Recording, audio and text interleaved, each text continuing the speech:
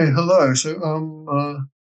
I'm David Pugh, and I'm recording a lecture or two-part lecture for Professor Hozak's fascism course, in which I want to talk about where fascism fits in the course of history. Fascism, like all large human phenomena, can be viewed and studied from a variety of different perspectives, from a sociological or economic or psychological or from a kind of philosophical. But I want to focus on how one, where fascism comes from and how it relates to other sort of familiar historical phenomena. I'd like you to think of is that fascism isn't just a sort of mysterious metaphysical thing that, or an evil thing that just appears in human society out of nowhere, or like a sort of diabolical possession that takes hold of a people. One can relate it. One can tell a fairly clear story, I think, and showing how and why fascism appeared in the interwar period after the First World War. And so the two parts of my talk are going to be, firstly, how does it come out of the 19th century, and particularly, how it's an exacerbated, sort of supercharged version of the nationalist tradition. The fascist regimes thought of themselves as having brought about a national revolution. And nationalism did not suddenly appear in 1918. It was a phenomenon that had really grown and developed and ramified throughout the 19th century. And then the second half of the talk will be about the First World War, which was, the immediate seedbed from which fascism grew. And of course, all the fascist leaders and many of the followers had actually experienced the First World War as soldiers. This had really been the kind of transformational experience of their lives. And so I'd like to suggest we should think of fascism not as a kind of theoretical position or a kind of abstract model of society that they suddenly dreamed up out of nothing, but that it arose, I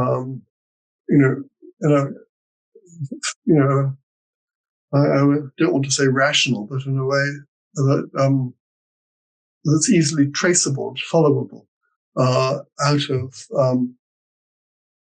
their experience of the First World War and the fighting, but also the meaning that the war was given while it was going on, and again how people dealt with the aftermath of the First World War, whether they were like the Italians on the winning side or like the Germans on the losing side. Okay, so let's continue.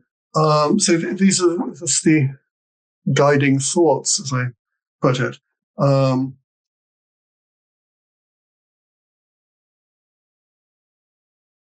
I always think of my own private code is that fascism is best thought of as nationalism on steroids.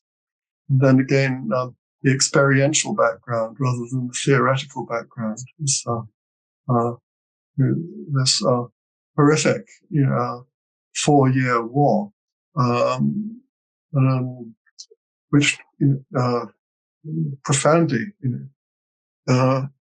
transformed the people who fought in it, and also transformed societies that went through it.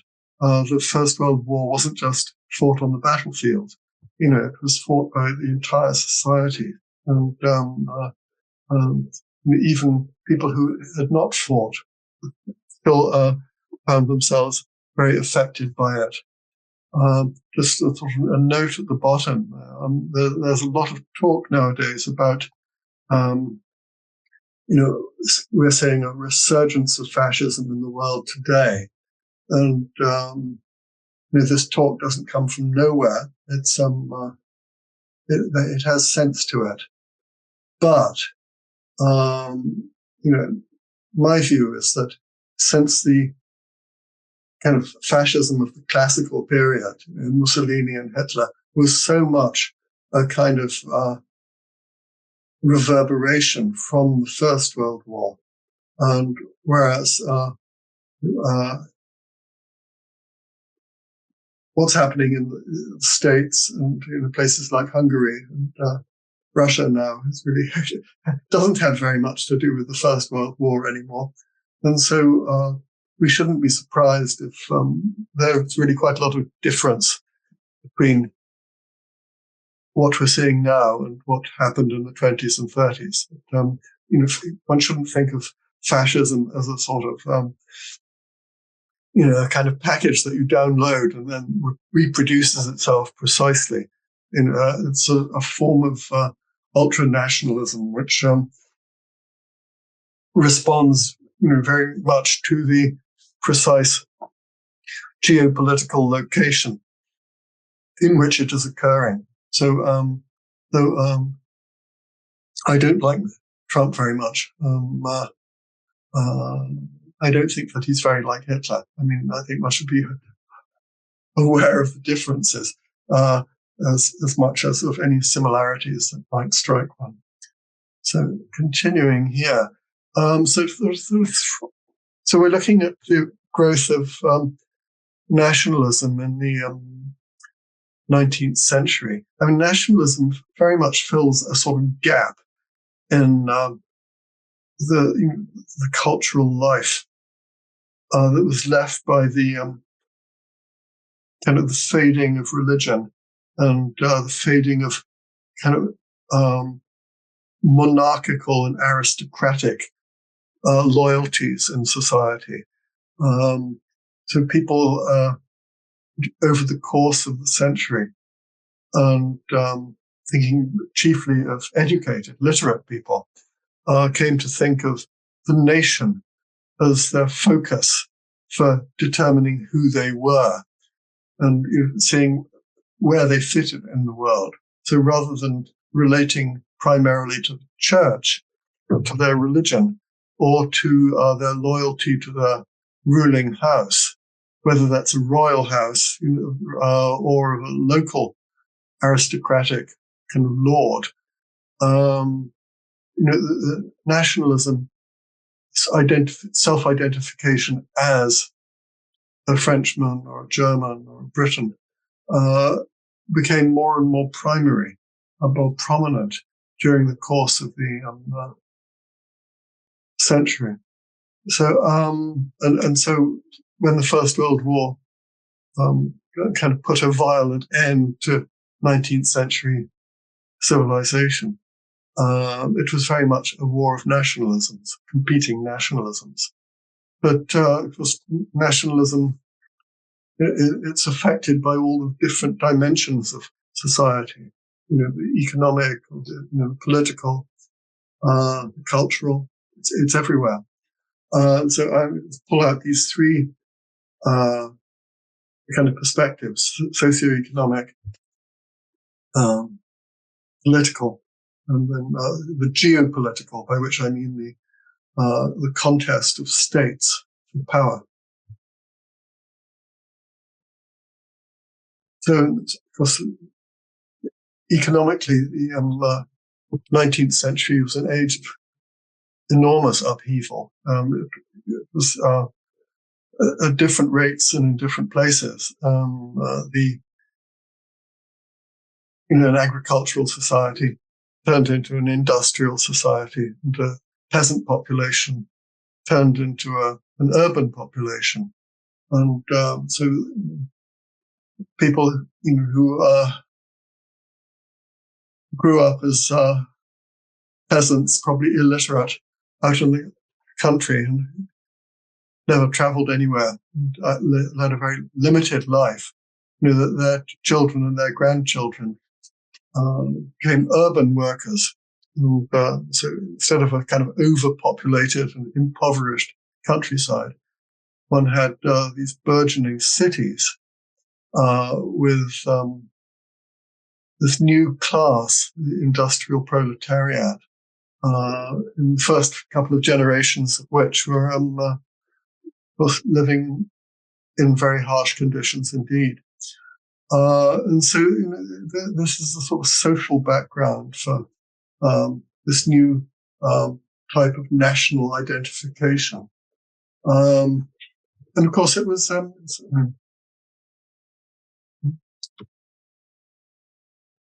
excuse me. Right.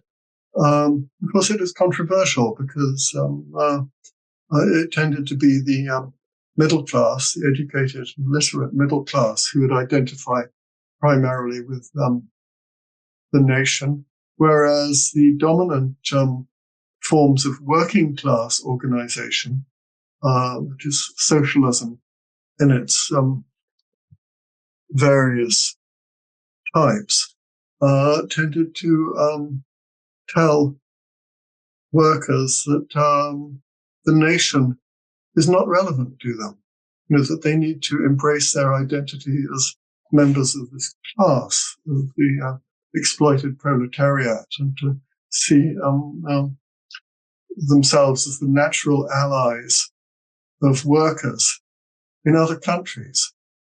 So this was famously formulated by Marx. Workers of the world, unite, you have nothing to lose but your chains. So nationalism, while it was growing, it was also controversial. And it was resisted in some parts of the society. And then, of course, with the urbanization came a new sort of political activity for a larger part of the population. The urban proletariat are going to be political in a way that the peasantry was not. As they learn to read, they start reading newspapers, and so you start getting a kind of mass political public, which becomes really a big factor by the end of the century. And whereas in earlier times, the politically significant portion of the population was very small. It would have just been the people around the throne and the courtiers and the sort of administrative class around the throne. And those would be the only people who would have any influence in the political sphere. What one sees throughout the 19th century is the entry of the broad masses of the population into kind of political significance. And then finally, yes, the expansion of Europe down there at the bottom. So with this sort of industrial revolution in Europe, Europe kind of expands and turning industry and commerce into a real global force. And of course, this is reflected in the search for colonies and the competition for colonies, which really accelerates in the last 2 decades of the 19th century. So the dash for Africa is the most famous manifestation of that. So all of this showed how economic growth could lead into intensified national competition. So the political forces, the motor for the 19th century development was liberalism. Liberalism both as an economic force, free market as a liberal concept, but also liberalism as a political force, as the demand for rights, the demand for representative government, the restriction of the rights of the throne, and curbing the influence of the aristocracy. So liberalism is a force that seems to break through mostly with the French Revolution, and its ideas are spread by France during the Napoleonic period. Even though Napoleon was an empire, he was the sort of spearhead of liberal practices in government. And of course, after his defeat, there is then a period of pushback, conservative pushback. The old aristocratic rulers try to put the toothpaste back in the tube. But nonetheless, I mean, liberalism is the main ideological force running right through to the end of the century. Now, one can see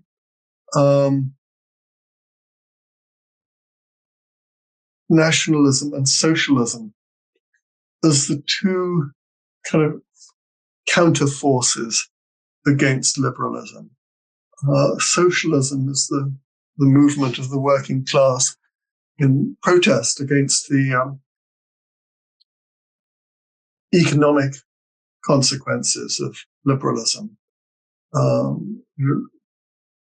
Liberalism as a political theory promises equality, fairness, equal citizenship for everybody. And the socialists pointed out that liberalism wasn't delivering on this promise, that the society that was actually being created by liberal practices was a very unequal one, in which so liberalism served the interests of the middle class, the industrialists, the professional middle class, academics, and people like that. And they were the ones who are most likely to be impressed by the tenets of liberal faith. But the liberal promises rang very hollow for the proletariat, and so the socialism demanded better treatment, a greater share of power for the workers as a class rather than as individuals.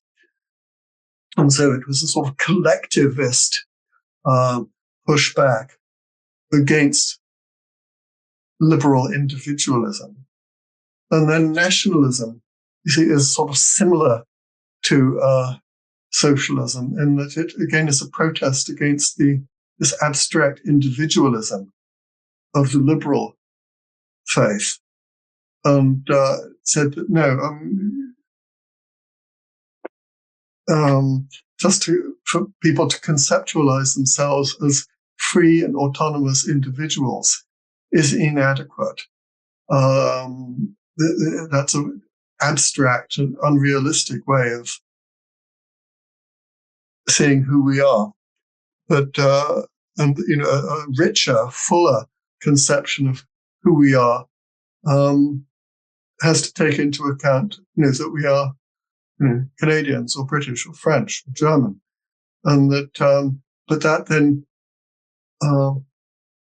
makes possible, sort of fellowship, a sense of community with other members of the nation. Whereas if one takes the liberal theory literally, then one is just one is an isolated individual and nothing more. So I'd invite you to think of socialism and nationalism as sort of the two great pushbacks against liberalism, which enter into kind of historical life during the 19th century.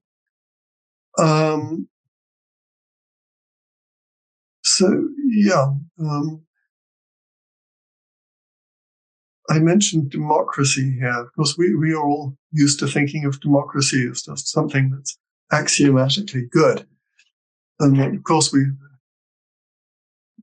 think we live in democracies, and that we all think that the more democratic we are, the better. But in the 19th century, that's not really quite how people thought of it. That liberalism was, sort of in theory, a universal creed. In practice, it was the kind of the belief of the middle class, upper middle class elites. And whereas democracy, these elites tended to fear as being the pathway to mob rule, and that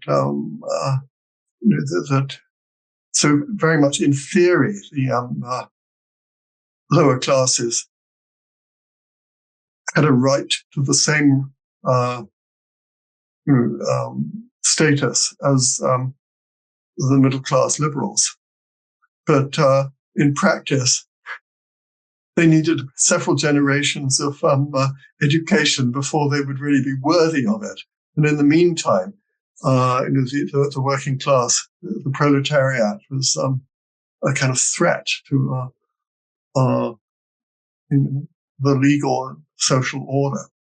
So democracy was something of a wild card during this time. And of course, I'm saying all of this because fascism was at its core, a very, very violent repudiation of liberalism. And it drew on nationalism in particular, to make its counter-liberal argument.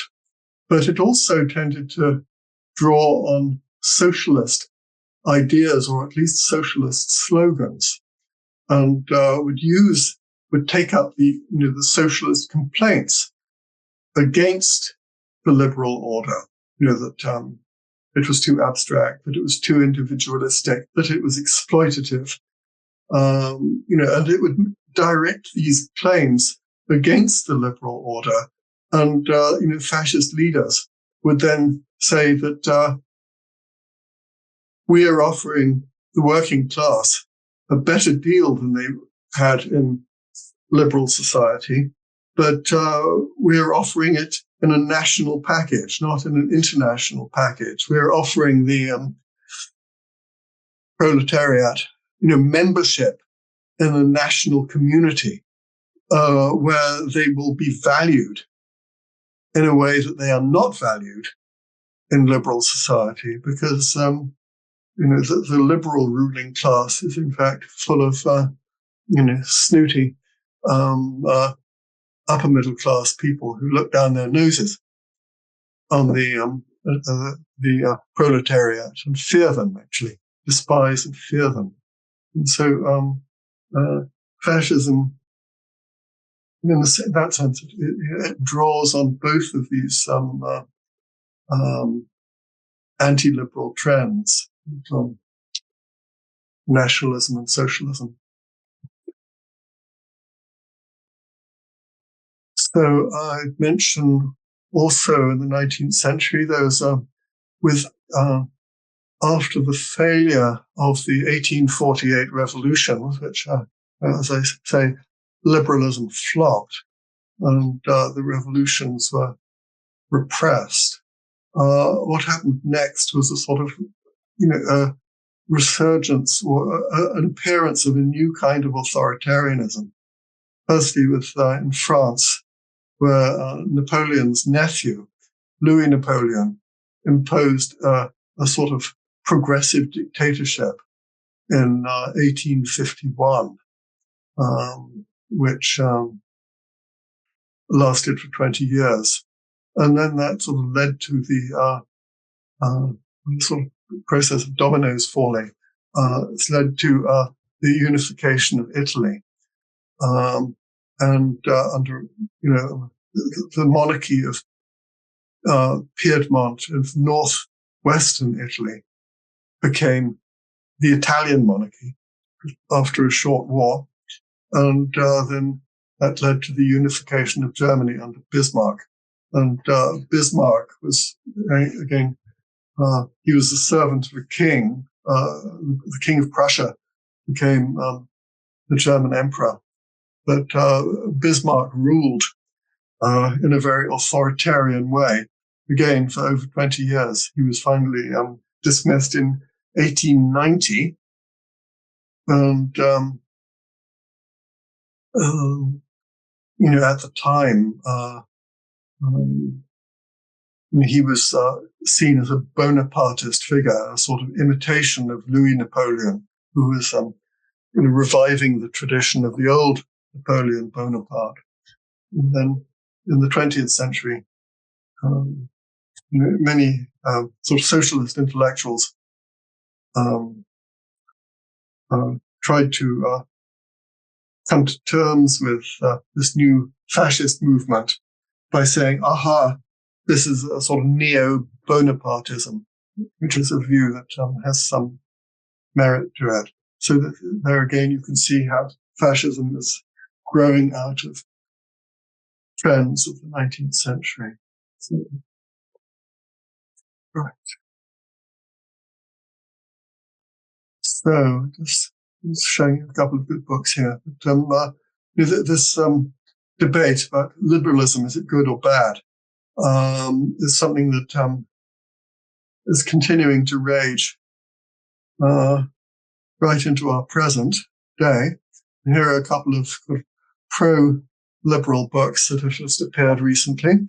Liberalism, of course, is a complicated and multiform movement, can be looked at lots of different directions. It's not just one thing. And so clever philosophers and political theorists are always trying to redefine it and,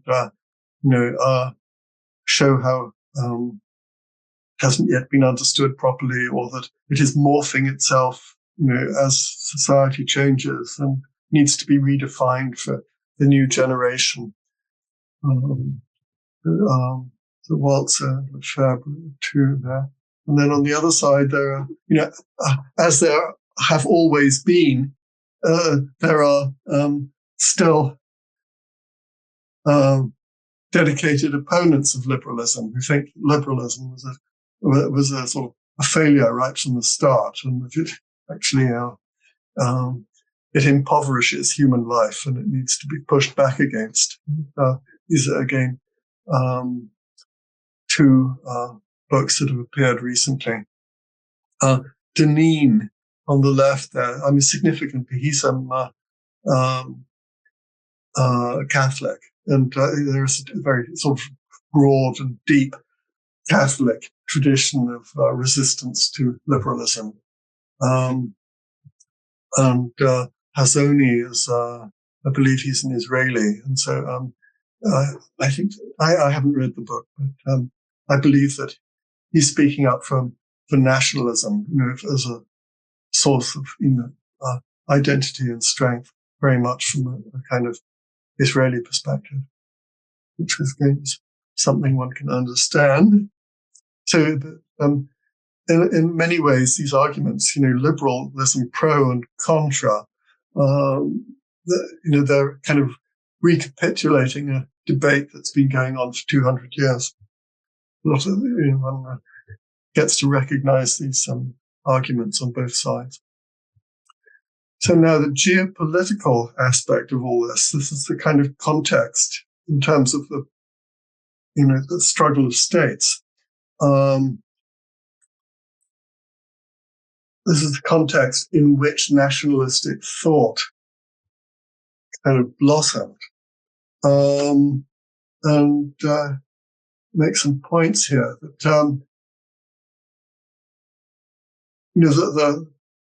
the long 19th century is usually thought of as starting in 1789 and ending in 1914. From 1789 to 1815, you had a quarter century of revolution and war. And it ended with the defeat of Napoleon. And at the Congress of Vienna in 1815, the old established powers, attempted to restore the old order and to create a kind of structure which would restrain these revolutionary forces for a generation or two. And let's go ahead here. Yes. Here is what Europe looked like in 1815. You can see how the center of Europe is a mess. There is what is now Germany, was then just a kind of mass of small states. And Germany was controlled from the Austrian Empire, which was a great sprawling, dynastic entity, which spread from Germany and right into Central and Eastern Europe. And the three continental rulers who emerged kind of on the top of the pile in 1815 were these rulers, the Russian Tsar, the Austrian Emperor, and the King of Prussia, Prussia being the next largest German state after Austria. And of course, Austria, the capital of Austria was Vienna, as it is today. The capital of Prussia was Berlin. And of course, in the transformation of Berlin from capital of Prussia to the capital of Germany, you can see what then happened in the following century. But these three rulers, they negotiated all of the details of the Vienna settlement, but they also kind of signed a document called the Holy Alliance, in which they pledged themselves to, stand firm in monarchical fraternity, to resist subversive trends of European society. And this is a Christian alliance, Protestant, Catholic, and Orthodox, but in which they forged this alliance of, as it was said, of crown and altar, so that this conservative monarchical principle could call on the authority of all branches of the Christian faith, in order to reinforce its authority. And there was the hope at Vienna that that this alliance of crown and altar, or throne and altar, would be strong enough to found a stable conservative order for a good amount of time. Of course, and the interesting story of the 19th century is how this order fell to pieces and splintered, under the kind of social and economic pressures that Europe underwent. So here are some of the trends that have happened over the course of the 19th century. So yes, the Holy Alliance, and together with Britain and defeated France, they instituted a kind of diplomatic tradition called the Concert of Europe, which was really a kind of not institutionalized, but it was simply an understanding that the nations would all operate freely, but not in fixed alliances. And that when crises and problems occurred, they would call conferences and then resolve them by a process of negotiation and compromise. And this is how the diplomatic world worked right up until the end of the century. And again, the principle was acknowledged of the balance of power, that no one European state should try to do what Napoleon had done with the French, trying to establish a hegemony of one nation on the European continent. And Britain was very much the proponent of the balance of power because the Brits felt that their security was only guaranteed as long as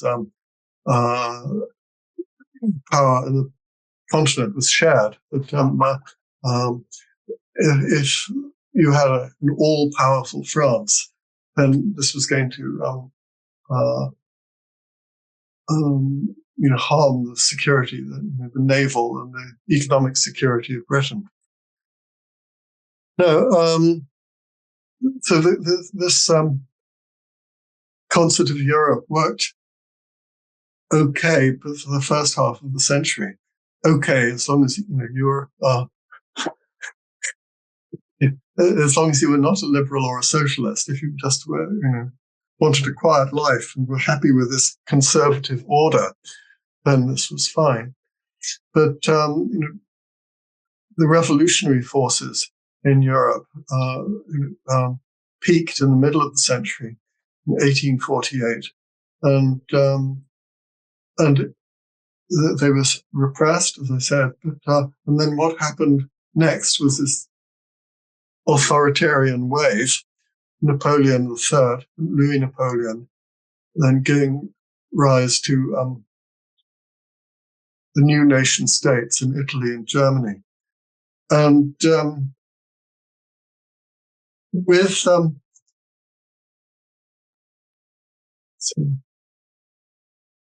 where's that map? Yes. Sorry. Yes, here. A Europe that looked like that could be managed by this Concert of Europe. But by 1914, here we go, where Central Europe had been sort of concentrated in new nation states. The task of achieving the balance of power was really very different and rather more complicated. Of course, Italy had now become a unified state, but Italy was not a very serious challenge to the balance of power because Italy was economically weak. Germany, on the other hand, was an enormous problem because having, for centuries been a kind of spongy thing in the center of Europe, divided into lots of small states. Germany was now very large, had a large population, and it was progressing economically at a terrifying rate, thanks to the kind of technical and educational traditions within Germany, its natural resources, and added to all of that this new Germany was basically an expanded version of Prussia. And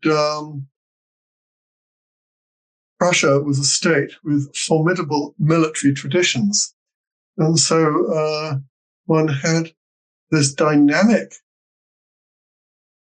new economy, one had this growing population, and it was harnessed to the Prussian military machine.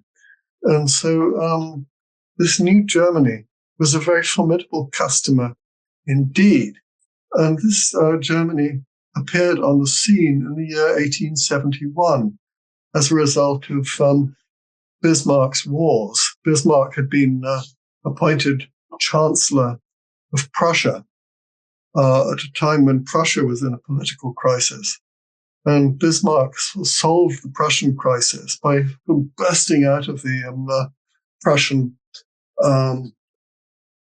restrictions and expanding to become the sort of hegemonic state within Germany.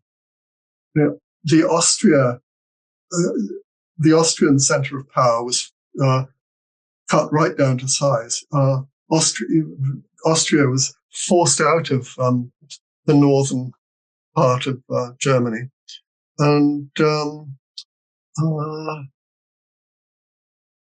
yes, and all of a sudden, the question of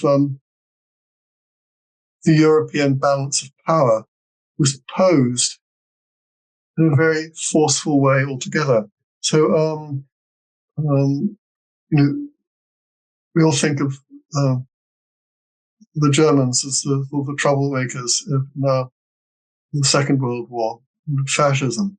But if one wants to really see the whole story, one has to take it right back to 1871, because that is the moment when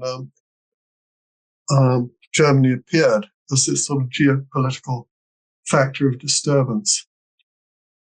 In fact, it's possible I think it's useful to think of Nazism as the fifth act of the tragedy in 5 acts. In the earlier phases of the German development, with Bismarck as the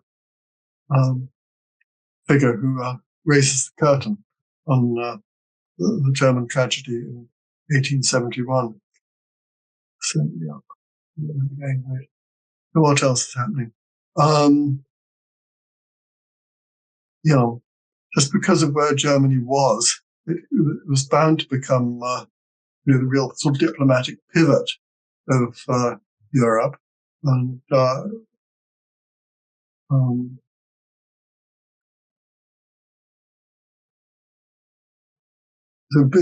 after his achievement in creating this new German Reich, as it was called, with a Kaiser, an emperor, at the head, Bismarck devoted the next 20 years in power, trying to manage the European balance of power and to find a way in which Germany could exist with its neighbors.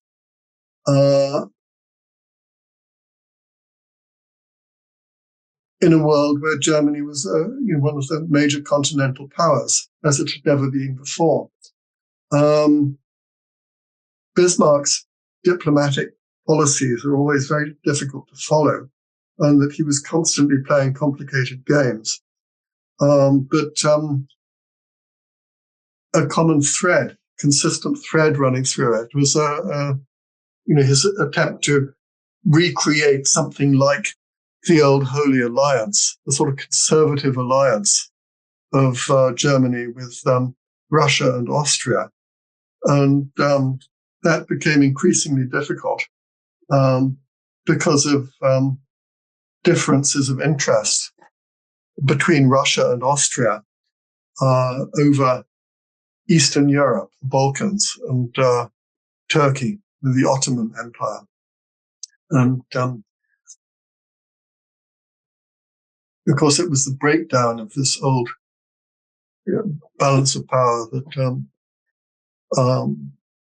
made the First World War possible. But you can.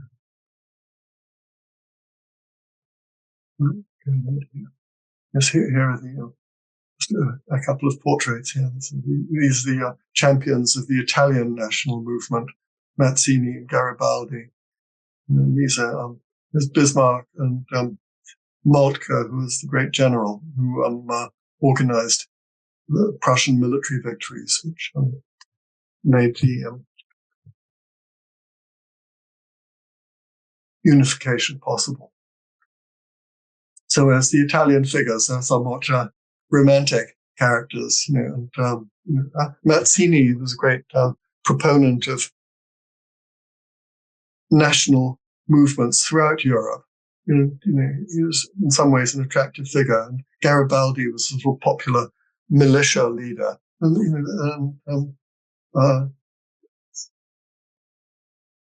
As expressed by people like this, nationalism was a sort of a somewhat romantic cause, and it was quite appealing. And it went hand in hand with liberalism.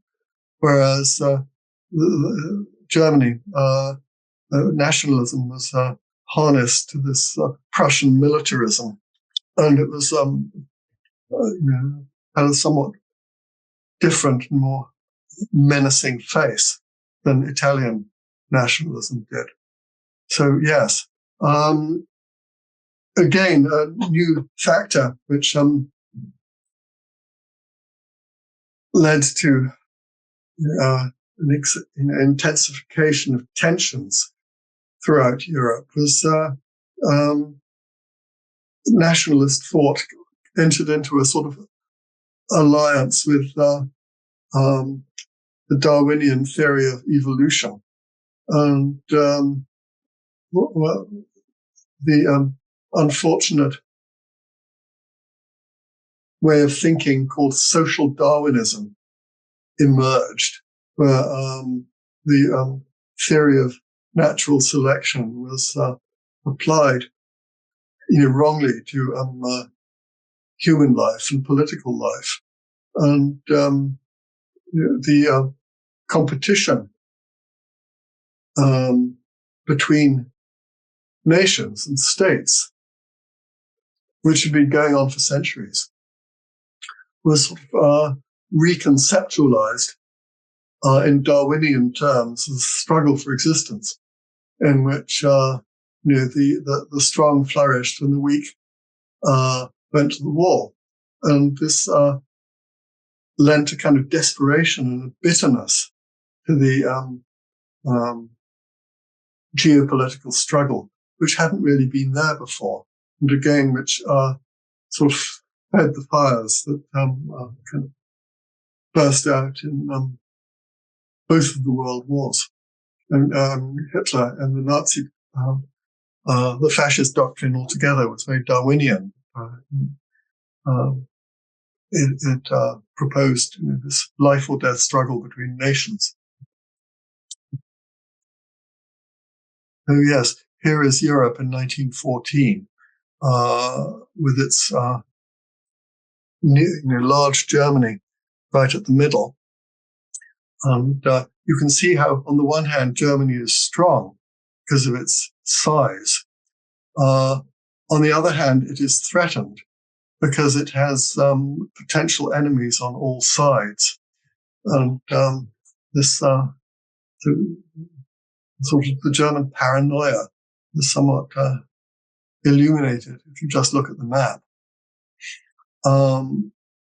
Here is the alliance system as it had developed by 1914. The old notion of the balance of power in which all of the 5 or 6 great powers operate autonomously and just sort of come together in an ad hoc way to solve problems as they arise. This had changed into this 2 alliance system. The red ones, the central powers. In the middle, Germany, Austria-Hungary, and the Ottoman Empire. But with these kind of feeling hemmed in on the two sides by Britain and France, the one side, the sort of liberal and imperialist nations there, and with this sort of massive Russian empire on the other. And in the 10 years before the First World War, the Germans became extremely paranoid about being encircled and hemmed in by this alliance system on their east and west, and led to a belief among their military thinkers that Germany needed to break out of this encirclement before they were throttled, before it was too late. That was some mentality that contributed greatly to the outbreak of war in 1914. So yes. Now, last thing I'll say here is the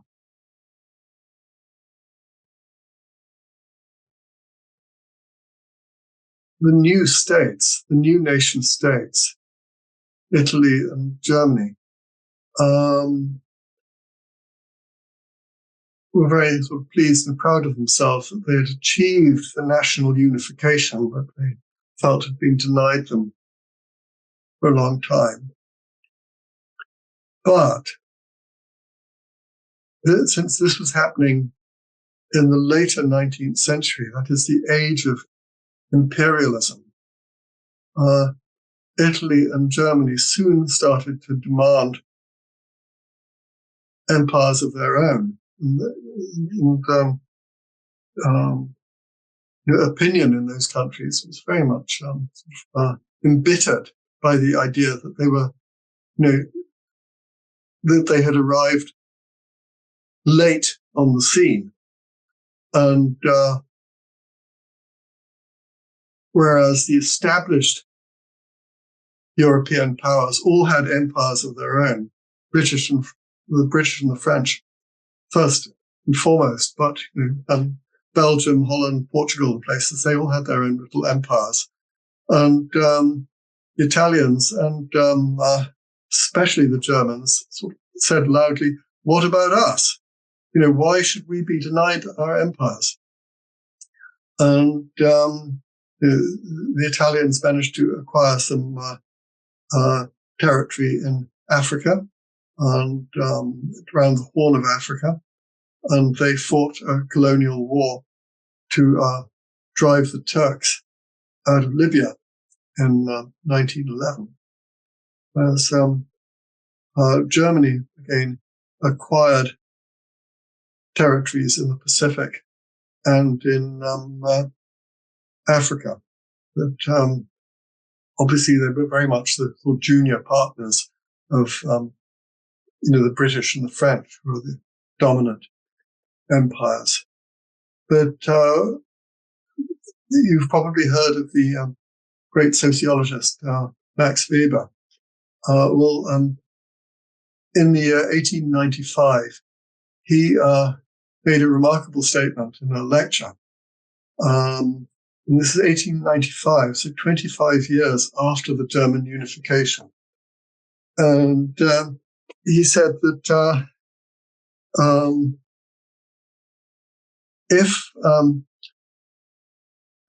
that the unification of 1871 would really only be like a kind of schoolboy prank, but carried out by a middle-aged man, if Germany then decided to leave it at that, with the unification as if it was an end in itself. That to make the unification meaningful, Germany had to press ahead beyond the unification and seek to become a world power. And this is really the kind of the big narrative behind this German tragedy. The unification happened, which made Germany a continental power, and the leaders of Germany were basically content with that for 20 years. But as Bismarck passed from the scene, and as the old Kaiser died and was succeeded by the new Kaiser Wilhelm II, again, who was now in command of this rapidly growing economy, big sort of industrial commercial power. There was this widespread feeling among the German elites that being a continental power was not enough anymore, that Germany had to become a world power. And that meant it had to challenge France and most of all Britain, for being kind of the top position in the world league table.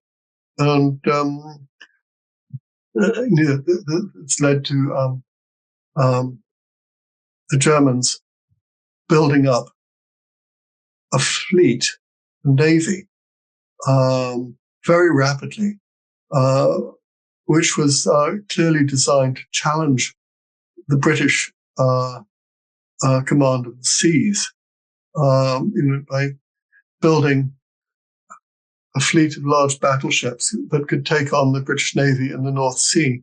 And again, that was an enormous factor leading into the First World War. And again, that is the kind of prequel to fascism, because the Nazis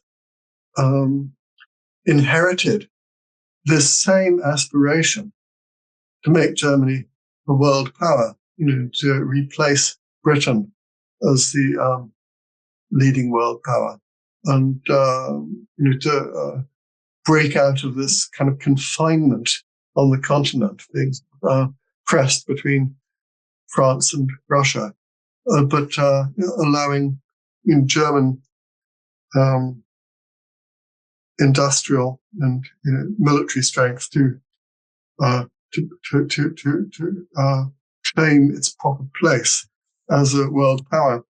And fascism was the doctrine which was to enable this in the second bid for world power. But it looked quite different from the nationalism of the kind of imperial times of the Kaiser. But nonetheless, it is part of the same story. So I think that is basically what I wanted to say about the way that fascism grows out of 19th century history. That's very much a sort of potted history of the 19th century. I hope that it wasn't so compressed that you couldn't follow it. But I will now stop and have a break, and I will resume the recording by talking about the First World War and how that fueled fascism.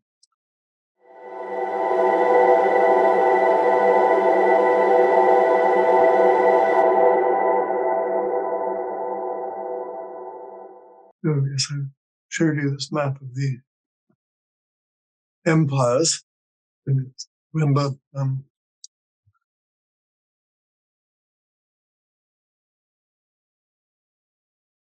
although the First World War didn't break out in Africa or in Asia, it was sparked, as you know, by the dispute within Europe.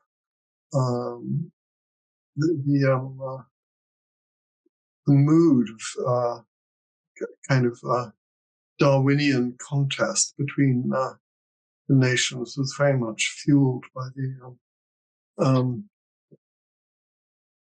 competition for colonies during the preceding years. And in particular, there have been two major international crises.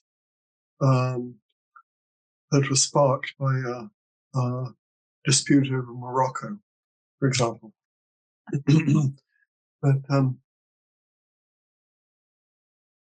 But it was really the Germany's sense of being confined, being encircled by the triple entente of France, Britain, and Russia that caused them to lash out in 1914. They felt that time was working against them, and they needed to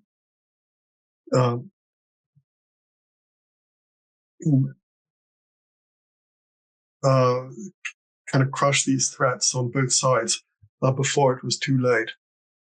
So it was primarily a European war rather than a colonial war. But anyway, coming to the First World War now. I mean, I think in Canada and in Britain, I think what we learn about the First World War is very much about the experiences of the soldiers who were fighting in the trenches, and which is all quite legitimate because it was indeed a horrifying thing, and you left everybody who underwent it marked for life. But there's a larger kind of political and geopolitical dimensions of the First World War, pretty important as well. It wasn't just a sort of a kind of individual horror, multiplied by millions. It was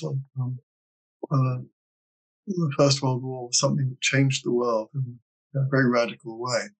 And here, I put some sort of headings here of ways in which one can look at it.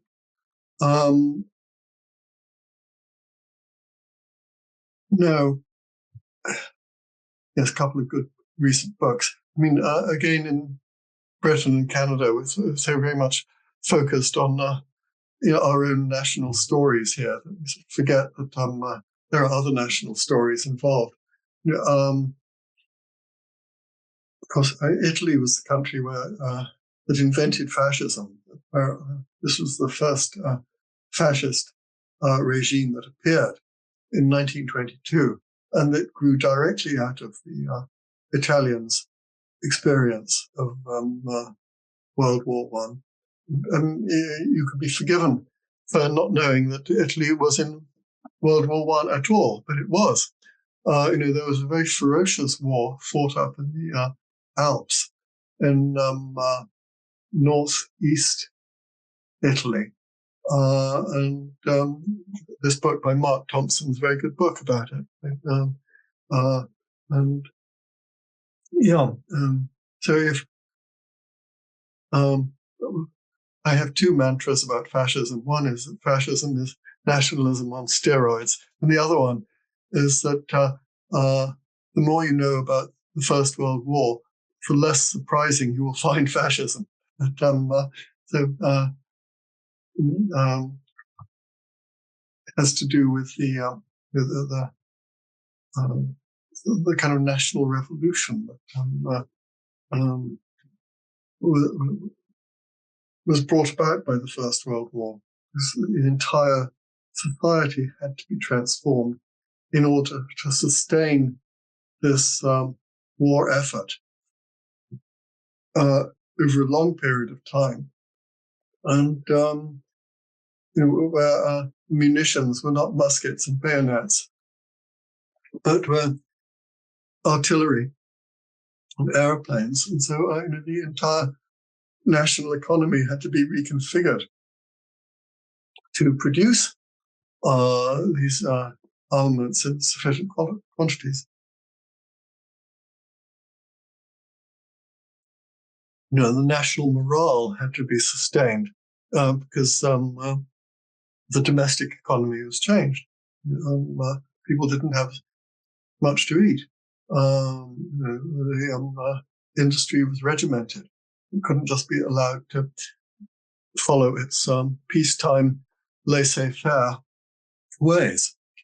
The book on the right is a very good recent book about the war from the German angle. And Afflerbach, who's a professor in England at Leeds, he focuses on a very interesting question of why it was that the war went on for so long. Why it, once it had started, it was impossible to finish it.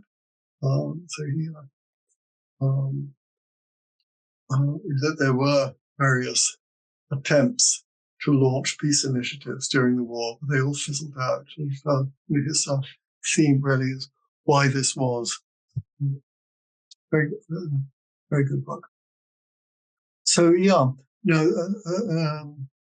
the fascist leaders, came out of the First World War. On the right there is Mussolini. Mussolini had actually been a kind of person of note before 1914. He was a socialist. He was one of the most dynamic and innovative members of the Italian Socialist Party, and he found his way from socialism to nationalism during the war. And but a lot of the kind of socialist passion, socialist rhetoric, found its way into the fascist movement. Yes, Mussolini was wounded. He was wounded in a sort of training accident, which knocked him out of the war.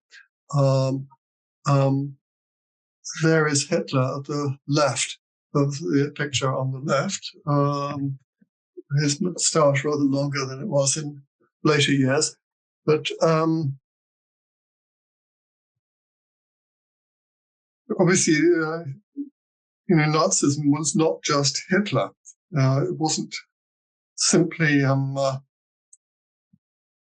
his biography, but his biography is nonetheless of interest. And what is I find notable about Hitler is that had the First World War not occurred, nobody would ever have heard of him. In 1914, he'd been living as a kind of self-employed artist, painting sort of mediocre pictures and selling them in shops in Munich. And he was a person without many skills. He had no training, no profession, no contacts. And if the war had not happened, there's no reason to think that Hitler would have ever broken out of that rut. But the First World War kind of made him as an individual, and it made the world, this very different world, within which it was possible for a kind of nationalist agitator to make a mark. But in the peaceful pre-war Germany, there was no pathway for a Hitler to suddenly become a somebody. He would have been a nobody forever. So, the social crisis and the sort of the geopolitical grievances and ambitions that found expression in the fascist movements come entirely out of the national experiences with the First World War. So a couple more pictures here. In Germany and in Italy, and all of the belligerent nations, there was a sort of outburst of national euphoria in August 1914 when the war broke out. And it wasn't universal, but it was fairly widespread, especially among the middle classes. And probably as just a response to a long period of peace, where there was a lot of kind of boredom and frustration, which somehow many people were suddenly seized by a kind of national passion, and the notion that instead of sort of routine life as civilians, they all had the chance to go out and be heroes and experience something great rather than the pettiness of ordinary life. So there were a lot of sort of feelings that exploded, that came together in August 1914. And the international situation had been tense for quite a long time, certainly since 1905. There had been a succession of diplomatic crises in Europe, and any one of which could have exploded into a war. And so when 1914 happened, it was finally, I think, again, many people thought, at last, this is the real thing. It's not another false alarm. We're really going to do it this time. And that then sort of exploded in all these crowd scenes that you could see not just in Germany as here, but in Rome and Paris and London, everywhere. And so, yes, by chance, the young Hitler could be seen there on the Odeonsplatz in Munich with the rest of the crowd, cheering for the outbreak of war. And he very rapidly went and volunteered and was sent off to the front within a couple of months. By the way, this I've always found this photograph on the right somewhat suspect. In that, if you look at the first few rows, the crowd there are rather dark, and then at the back, it's all lighter. And I suspect that this photograph was doctored to make it look as though the square there was fuller than it was.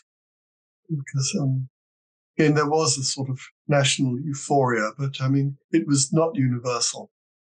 But many people made it their business to portray it as having been universal. So, the entire nation came together as one, doing their patriotic duty. But that is, again, best seen as a myth. So, yes,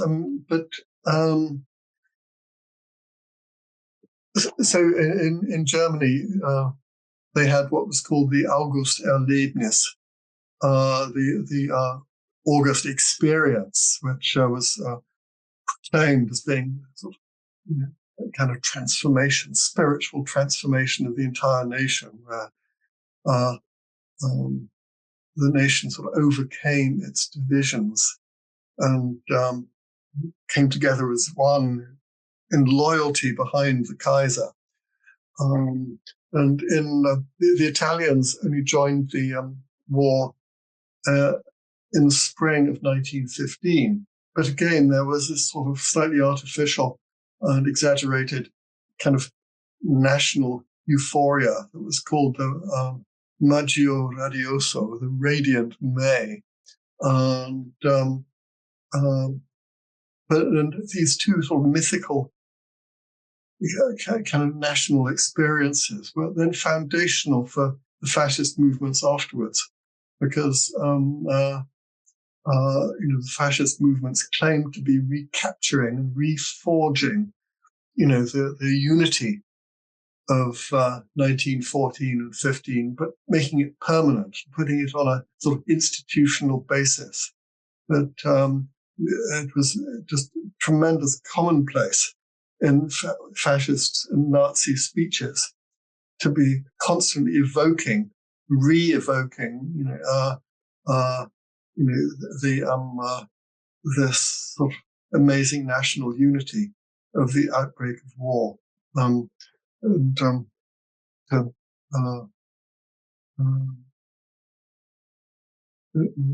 claim to prevent, the national life just sort of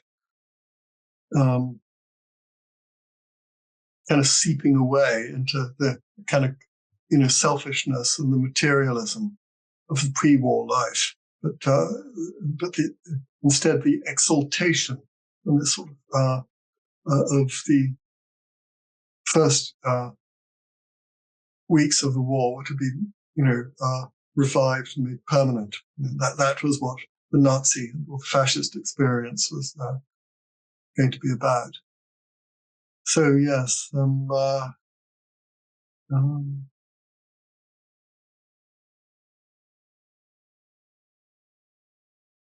war for territory, which both the Italians and the Germans were fighting. The Germans were trying to reconquer land that had been taken away from them, as they thought, and the Italians were also trying to complete their task of national unification by reclaiming lands which were populated by Italian speakers, and which they felt, rightfully belonged to the new Italian state. So the language of redemption was often used, and the territories and the Italians living outside the national borders were thought to be unredeemed, and they needed to be sort of brought back into the national community. And of course, redemption is this is a religious concept. So you can see this is one of the ways by which religious emotions could be infused into the nationalist cause. And the other kind of religious concepts of rebirth, regeneration, resurrection, these were all commonly used as well. By the use of linguistic tricks like that, the nationalism could be turned into a kind of religious, a sacred cause. Yeah.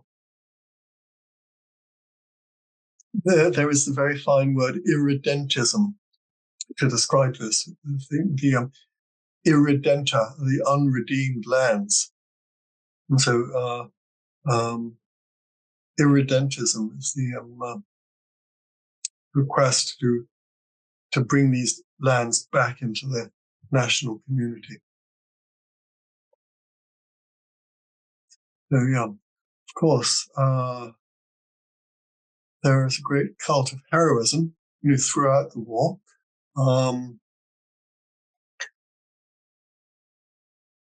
And after the war, the memory of the past heroism is kept alive. Because the Germans lost about 2 million men in the war, and the Nazis made it their business, not to let anybody forget about it, and to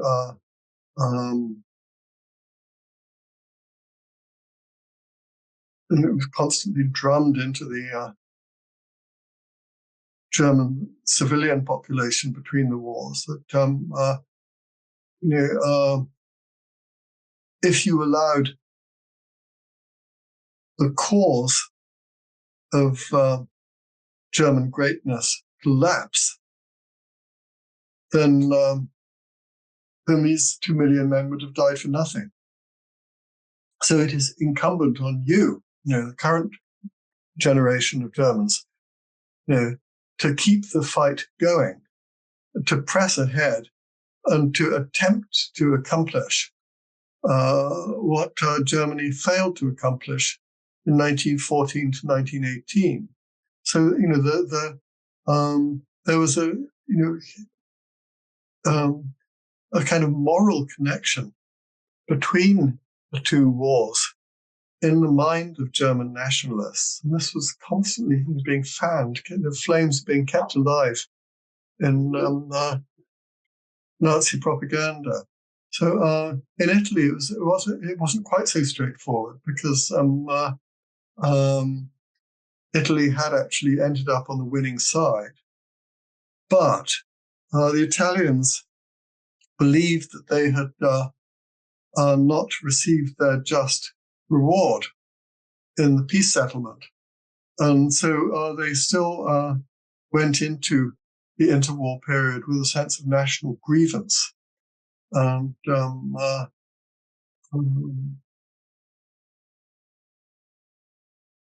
and again,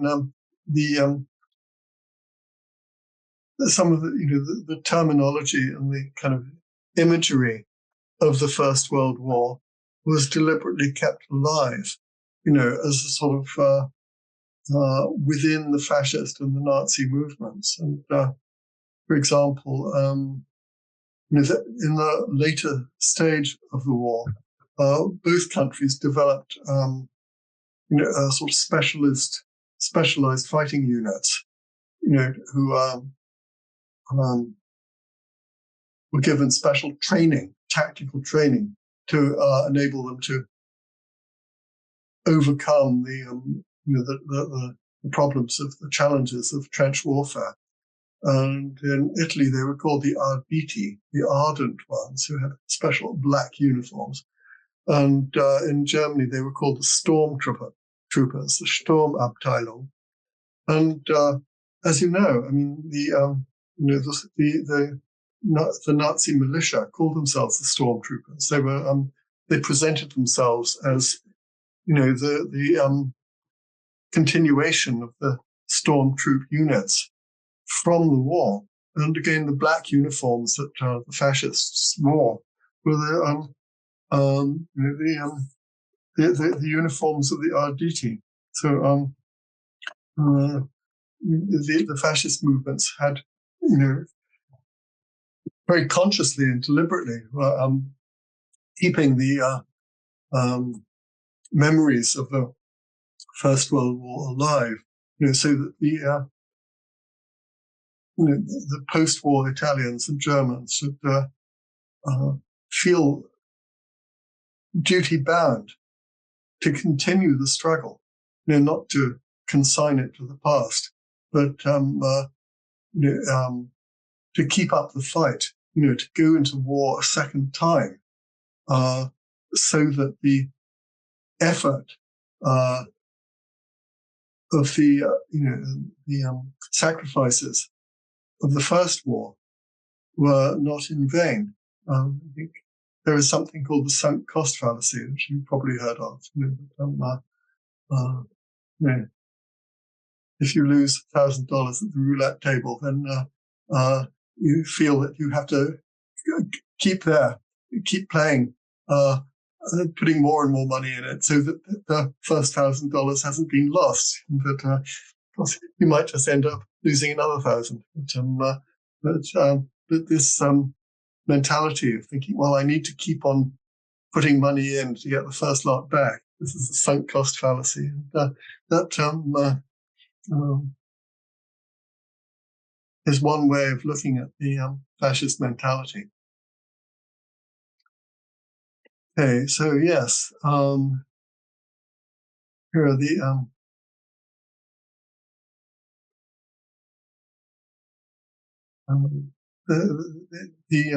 First World War had its inspiring sides. Some aspects of the war could be evoked, to inspire people to live up to the heroic achievements of the past. But then there are national traumas as well. Yes, got the wrong picture there on the left. But Caporetto was a disastrous Italian defeat right at the end of the war. And nearly knocked them out of the war altogether. But it was a battle up there in the mountain valleys above Venice, where they fell back a couple of 100 miles within a week, and under a sustained attack from German divisions, the Italian troops kind of dissolved. And even though they ended up on the winning side, there was still this sort of Italian sense of national shame that, yet again, they had failed to perform heroically on the battlefield, as they had failed repeatedly during the 19th century. And certainly part of the sort of emotional fuel of fascism was this desire to prove to the world and to themselves that in spite of everything, the Italians were a sort of heroic martial race. The peace conference at Versailles here, in this picture, you can see from left to right,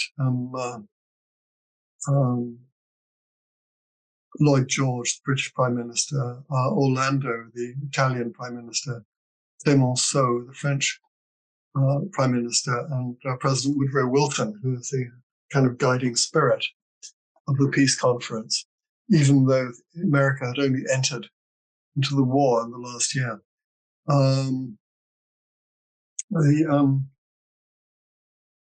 The Italians were embittered, as I said, because they felt that they had not been given their due reward at the peace conference. And the Germans, who, of course, were not admitted to negotiate at the conference, for them, the Versailles peace treaty was a colossal national disaster, and a disgrace that needed to be extinguished. And again, this was a very regular feature of Nazi rhetoric. So yeah, again, the Germans had a very, very bad First World War. Both the beginning, the middle, and the end, everything was terrible. But the war ended very badly for them, with although a negotiated settlement could probably have been reached in 1917, the military leadership insisted on going all or nothing. It was going to be a glorious victory, or else it was going to be the end of Germany. And what happened was, the end of Germany. And so the German regime, the whole political order collapsed. And on the picture on the left is the Kaiser and his entourage waiting on a railway station at a little suburban town in Holland, waiting to be taken away into exile. And there was a Kaiser who had been ruling this powerful, dynamic country for 30 years. Suddenly he was forced out of the country and was begging to be taken in. I mean, it was a hugely traumatic thing for monarchist Germans. And then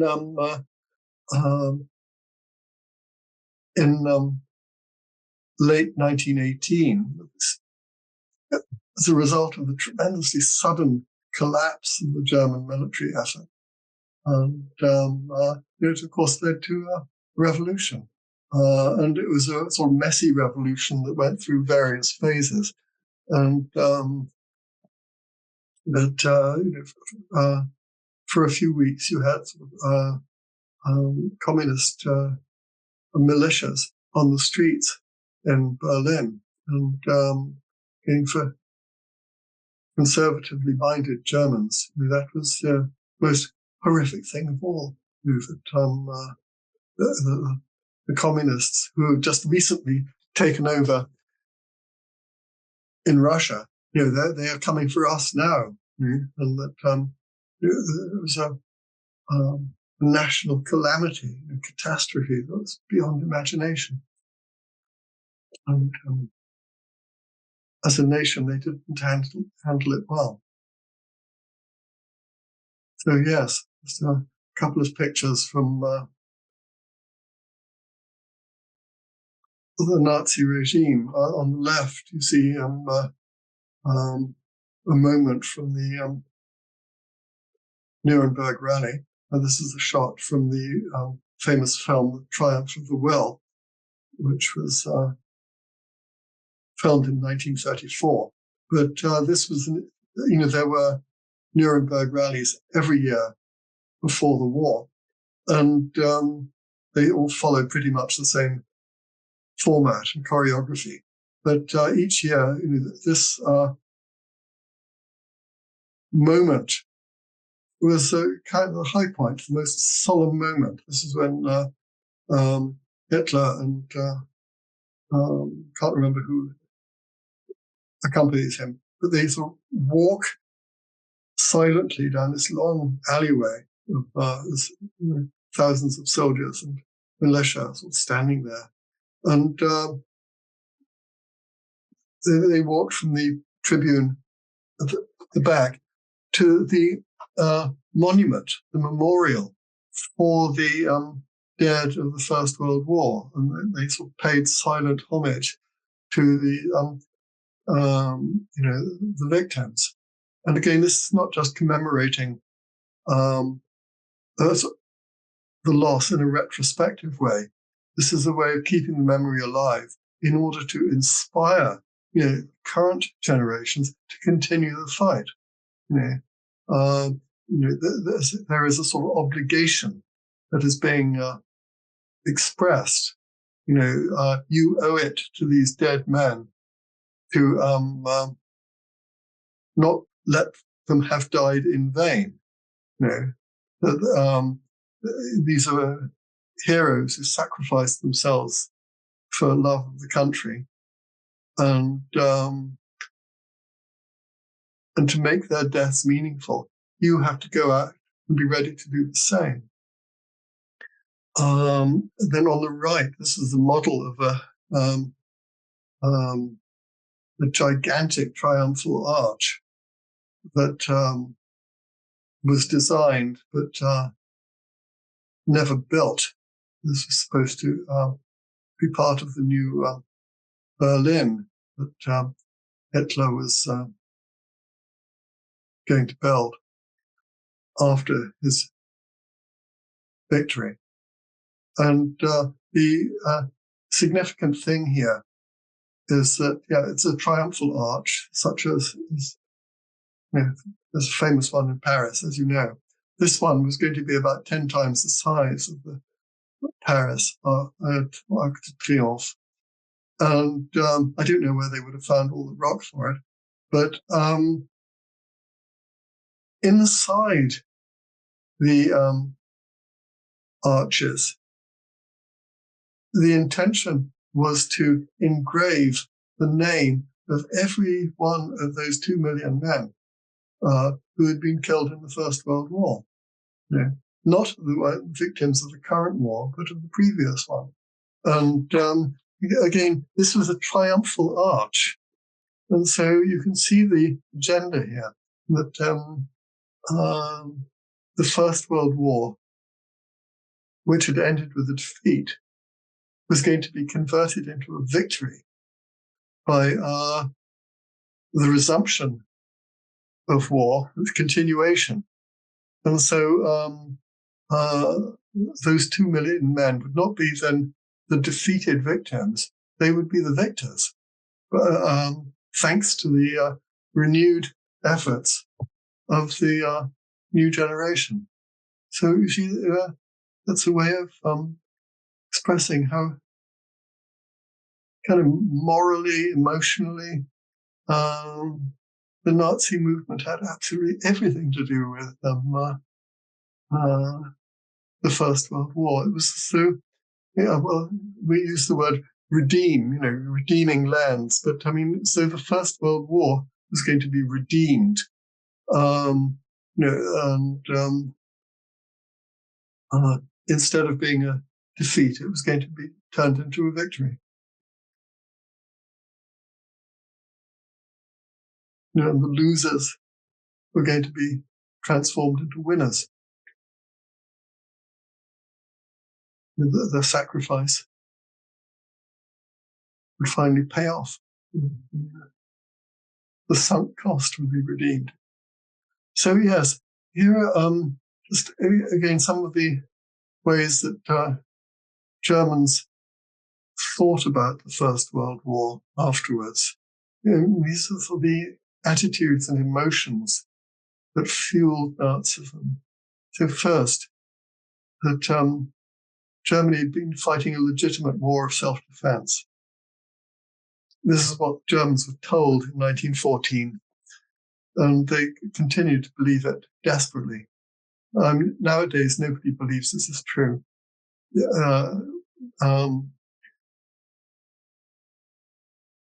It's more widely thought of now that Germany was the aggressor in 1914. I think that's right.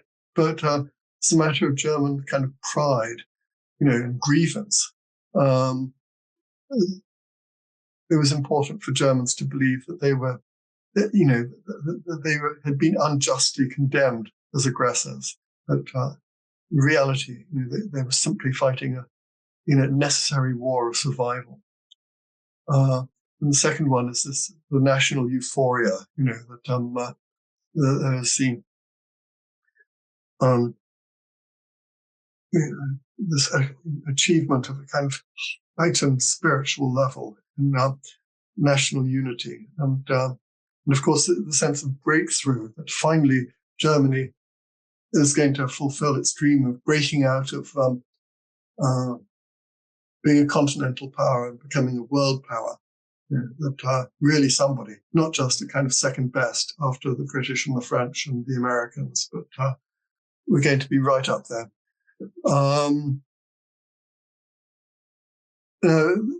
In military terms, the Germans never quite understood how it was that they lost.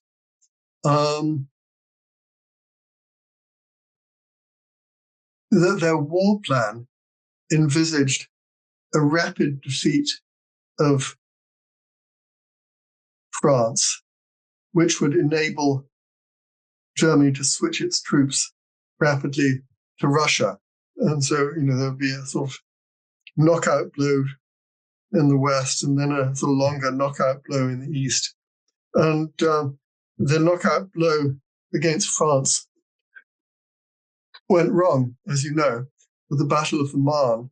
The French managed to hold them off, and the British. And yes, the Canadians were not involved at that early stage.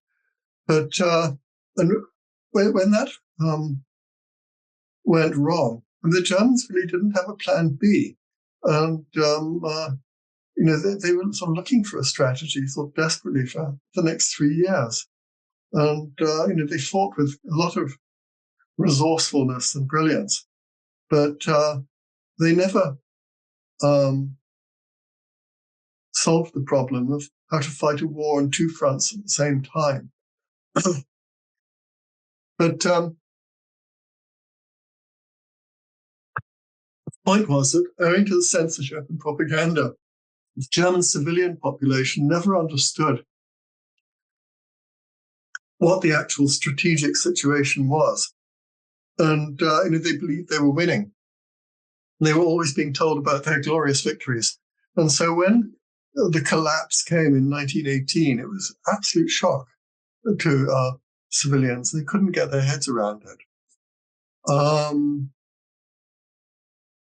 Now, during the years of the war, there was terrific sort of propaganda effort to maintain the morale on the home front. And, vast majority of Germany's intellectuals and professors worked tirelessly giving lectures in which explaining in very highfalutin terms about how Germany deserved to win this war, and not just because of its military strength or industrial strength, but because it was culturally superior. It was it had the cultural right to emerge as a world power, and this sort of sense of national kind of pride and German superiority. Again, it lasted beyond the war itself. So when the defeat came,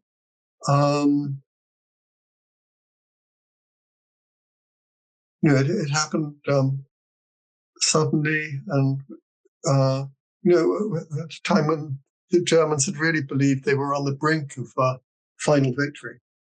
And the explanation that was dished up by the ruling powers was that the German soldier had never been defeated. He proved his superiority on the battlefield again and again, and so the defeat could only be the result of treachery, and so there was a search for scapegoats, and it is certainly at this point that German anti-Semitism went into a different gear. I mean, there'd always been sort of anti-Semitic currents in German life, as there had been elsewhere. But, the anti-Semitism was certainly supercharged by the defeat because, embittered German patriots found it very easy to say, well, look at those Jews. They were disloyal. They shirked their duty. Whereas the heroic Germans were out fighting on the front line, the Jews were all hiding back on the home front and profiteering from the war. And so these sort of myths like this circulated. And they then took on this sort of very virulent form of the Jewish world conspiracy. The particular document that fueled this was the so-called Protocols of the Elders of Zion. It's actually a Russian document, but it was sort of concocted by Russian secret police. But it spread very widely in post-war Germany, and this was a message that fell on fertile soil. It was telling people something they very much wanted to believe, that the Germans were punished for harboring kind of enemy aliens in their midst, and this could not be allowed to happen again. Of course, and the other great scapegoat was, of course, the socialists, because again, allegedly, they had stirred up dissension on the home front. They had sort of prevented the home front from showing the strength and stalwartness that was needed to withstand the war.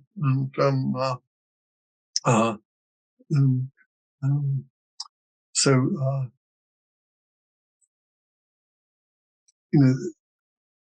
they would need to be suppressed, kept under strict control, if there was to be a resumption of war, so that the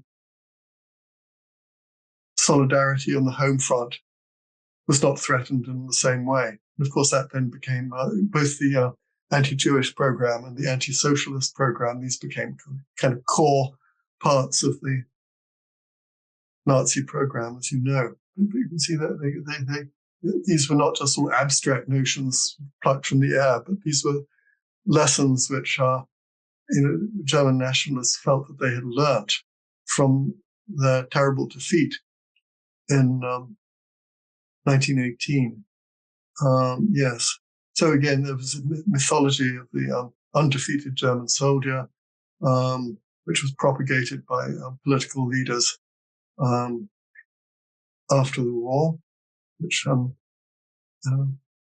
Friedrich Ebert was the first socialist prime minister or president of Germany, 1918 and 19. And he made a speech welcoming troops back to Berlin, and they had a parade and they were welcomed by the crowd. And Ebert made the somewhat unfortunate remark in his speech by saying that, you of course, wanting to praise the soldiers for their courage and their holding out. But he then said that you were not vanquished on the battlefield by any enemy. And he probably said a little bit too much there, because if the German soldier was not defeated by the enemy, then who was he defeated by? And the answer that people were happy to provide was that they were defeated. They were stabbed in the back by traitors on the home front, chiefly socialists and Jews. And then, so again, the Germany emerged from the war after the Kaiser had fled. Republican constitution was written and voted on, and it was in many ways a very progressive document, written by very high-minded founding fathers. But the German Republic started right from the start, right from the outset, under the cloud of being the product of defeat. And this constitution was written and ratified at about the same time that the German politicians were forced to sign the peace treaty, pretty much at gunpoint. And so nationalists like Hitler, portrayed the first leaders of the German Republic as traitors. These are collaborators with the enemy. And throughout his quest for power, I mean, Hitler was absolutely uncompromising, saying that Germany now is, there's this terrible blot on it. This Republic and Germany is the product of treachery and treason. A terrible crime has been committed. The people who are ruling us are traitors and criminals, and nothing in Germany can be right until these people have been identified and punished. And so the Nazi movement had this, it was fueled by this burning sense of accusation, grievance, accusation, desire for revenge, it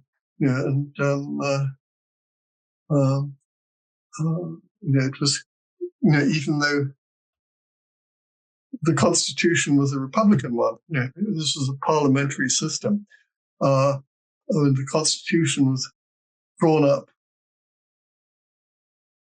along, good liberal lines, but in Nazi propaganda, this wasn't a liberal republic; it was a Marxist republic, and it was a Jewish republic, because it was such an anti-German constitution that it could only have been the product of the Germans' burning worst enemies, that is, the Jews. And so this sort of terrible, destructive, Nazi rhetoric. This was a way of not just language, but the whole way of thinking and feeling. This incitement of violent emotions. It all arose very directly out of the national memory of what the country had undergone from 14 to 1918 and afterwards. And I'd add that though the Nazi movement was a populist movement, it was one that tried to draw on all sections of the population for its membership, and it kind of offered a kind of meritocracy, which lower middle class people could arise to high office in the movement and then in the regime. So, in a sense, it was a sort of, a social revolution, as well as a political revolution. And so, the Nazi Germany was very different from the imperial Germany of pre-1914, which was a monarchy, and which was where the top positions in government and the army were held by aristocrats. So the switch from the kind of aristocratic Germany to a kind of populist Germany, this is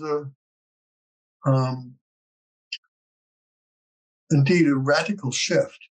And yet, the populist Germany was still pursuing the same sorts of geopolitical goals as the old aristocratic Germany had. It was and it's particularly interesting that during the First World War and afterwards, the racist ideas that we associate with the Nazis became increasingly widespread, even in the old aristocracy. And the Kaiser, who spent 20 years in exile before he died in 1941, he sort of consumed himself during those years, and kind of fantasies of revenge against the Jews. He convinced himself that the First World War had been hatched by the Jews, and the Germans had been defeated by Jewish treason. And of course, and so even though he was a man of royal descent and not a kind of street corner rabble rouser like Hitler, he also had absorbed this new sort of racial way of thinking, which took over the whole Nazi movement. So I've said pretty much most of what I want to say here.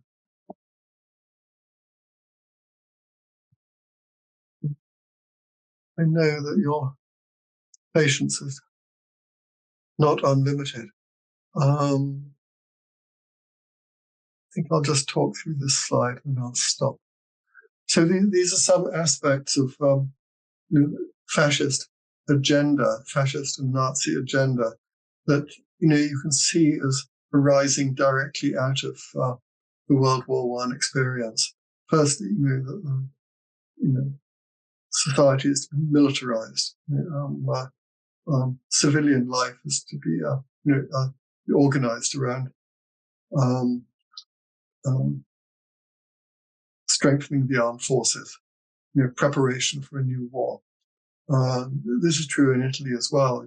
Militias and military training for kids, even at a very young age.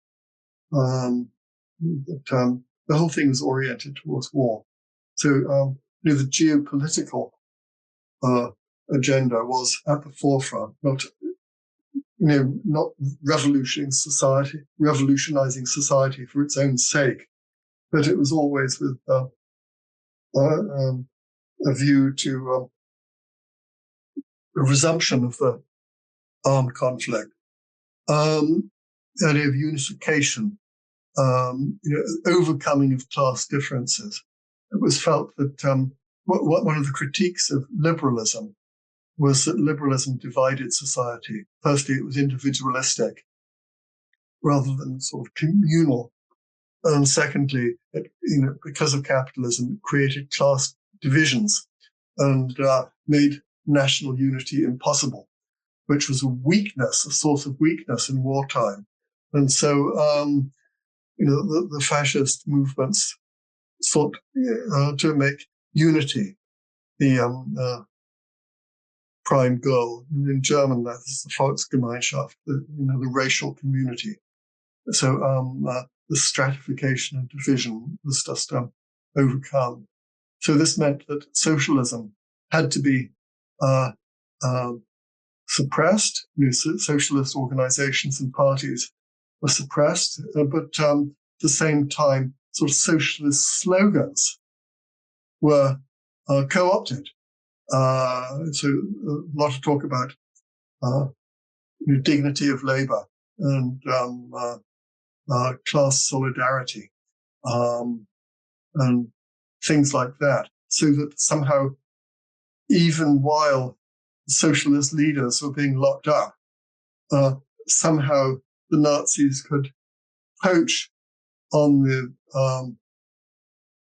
socialist territory by appealing to some of the same emotions that socialism did. And this is why the Nazis called themselves National Socialists. They tried to sort of steal enough of the socialist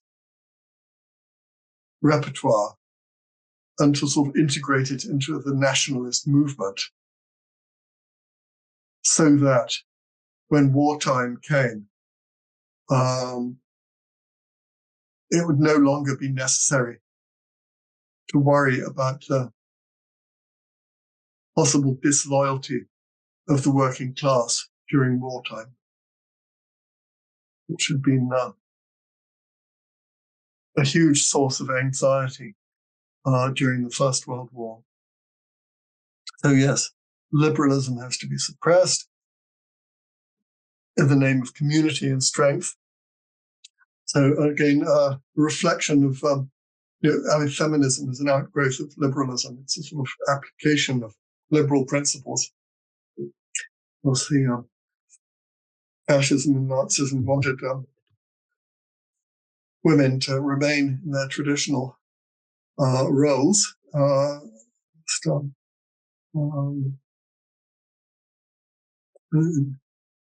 Not challenge the the heroic male spirit, produce lots of children to maintain the strength of the people, the folk. And then again in Germany, the Jews had to be eliminated again as a sort of racially alien component of the population.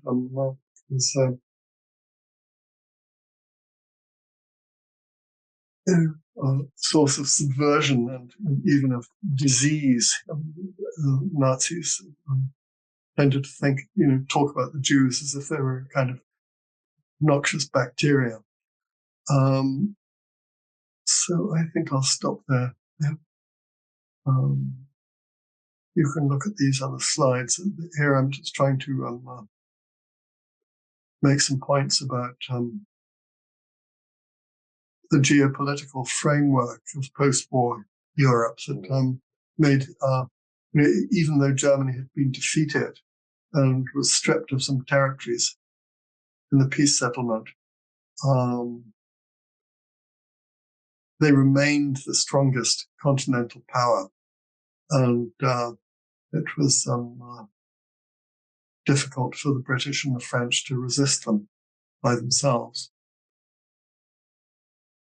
Here are some of the changes that in society, the irreversible changes that the First World War had brought about, which although the conservative rulers in Europe had hoped that fighting the war would reinforce the old pre-war social order. In fact, the opposite happened, because the sort of colossal economic effort of sustaining the war led to social changes and economic changes which could not be reversed. Here are some of those. Yes, here are some of the ways in which, again, instead of strengthening the old order in Germany, the First World War gradually ate away at it. And the fact was that the German, the government, the rulers were kind of assuming all along that this was going to be a short war, as the old wars, Bismarck's wars, had been short, short and snappy, and then leading to a decisive result. And somehow they were programmed to think of Germany sort of fighting and winning wars like that. And then, and as Bismarck's wars had in fact strengthened the old authoritarian, aristocratic order, sort of prestige won through these great military achievements, put the Kaiser on his throne, for 2 generations. Somehow, Germans, the Kaiser and his military chiefs were assuming that they were going to be able to pull off this trick again, and that this conservative order would be assured for another generation or 2. In fact, it was because because they couldn't pull off the quick victory. In fact, the continuing war ate away at the old conservative order, thanks to hunger, strikes, stuff like this. And finally, when the Kaiser went into exile in November 1918, only a few people shed any tears over him. So the whole system was clearly bankrupt. Okay, so I think I'll stop there now, and I hope that it's sort of rather strange for me to be sitting here talking to my computer. I hope that some of you will listen to this, and you will get some